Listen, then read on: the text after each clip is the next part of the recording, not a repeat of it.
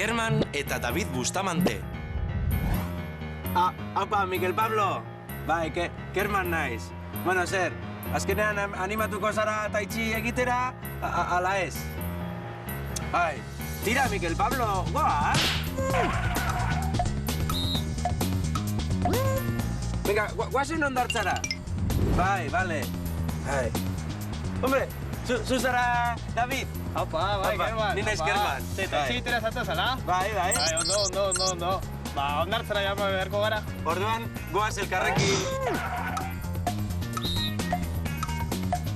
Ondartzara, horrela ikusiko dut nola prestatzen dituzun gauzak. Venga, ba, nirekin etorri, eta taitxi zer den azalduko dizut. Inoiz egin aldozu taitxi ala? Ez, inoiz. Baina, bueno, nire lagun batek esan dit oso polita dela eta oso osasungarria. Gainera, bueno, lehen itxitan nengoen taitxi ikasteko, baina orain... Ez da gauza bera, goaz eta goazen esatea. Aginterako forma goazen izango da. Horren bestez, goaz ondartzara bezalako formak baztertzekoak izango dira, eta horren ordez, goazen ondartzara esango dugu. Nire lehen eguna da, eta ez dut zertan dena ongi egin beharrik, ezta? Zuk aldozuna jarraitu, eta hori bai, lasai egon. Bai. Vale, venga, ziko dugu, poliki, taloia imini. Bai. Aizu, ez dut zertan zuk bezain ondo egin beharrik. Noski ez, nik denbora asko daramat. Venga, suave. Luzatu oina, taloia imini. Aizu, baina, nik ez dut zertan hanka zuk beste luzatu, ezta? Zu zure neurrira egin behar duzu, bale? Oso ondo. Ez que nabaritzen da, zuk egunero egiten duzula taitxi, Claro, ez que taitxi oso nadala, osasunerako eta baita ere bururako. Ez dut dena zertan ongi egin, edota ez dut dena ongi egin beharrik esango dugu.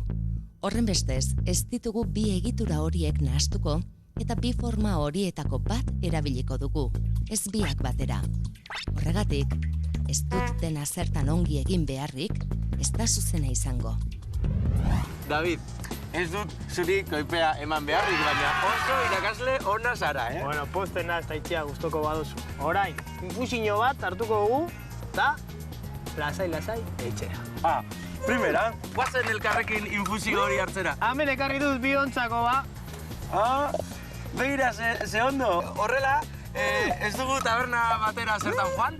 Hori da, hemen, itsasori begira hartuko dugu. Lasai. Bueno, lehenengo zuri. Oso ondo egin duzulako. Eskerrik asko. Aizu, David, guazen itsasertzerago, Venga, guazen pa. Bai. Venga, gora! Bueno. Zein genuendo ariketa egitea eta erlajazioa eta meditazioa, eta tertulia gehien gustatzen zaidana. Era bat egiten dut ekialdeko filosofiarekin. Behar bada, euskara beharrean, txinera hitz egiten dudalako.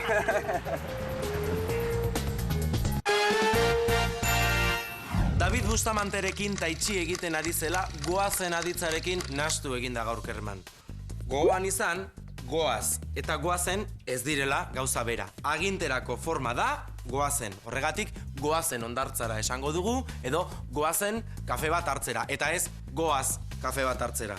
Bestalde, ez dut zertan dena ongi egin, edo ez dut dena ongi egin beharrik. Bi egitura horiek zuzenak dira, baina ezin ditugu bi egitura horiek nahastu. Eta gaur Kermanek biak nahastu ditu. Beraz, ez dut dena ongi zertan egin beharrik. Hori gaizki dago esatea. Edo zertan erabiltzen dugu, edo beharrik. Baina biak batera, ez. Eta zuek ez duzue zertan lotxatu.